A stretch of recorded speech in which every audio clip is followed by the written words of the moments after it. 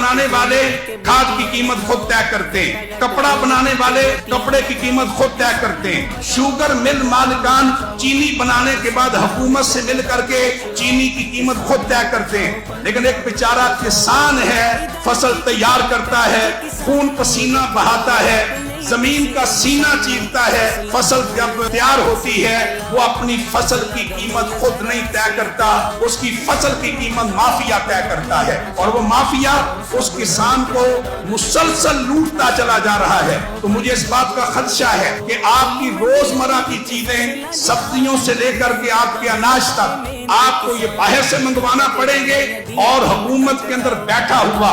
नाअक्लमंद देश तबका जो ब्यूरोक्रेसी में भी है, जो हुक्मरानों में भी है, वो पंजाब के किसान का माशी कत्ल करके वो पंजाब और पाकिस्तान के अवाम को वो बाहर की चीजों के ऊपर लगाना चाहते हैं, और उसमें उनका मफाद ये है कि वो बाहर से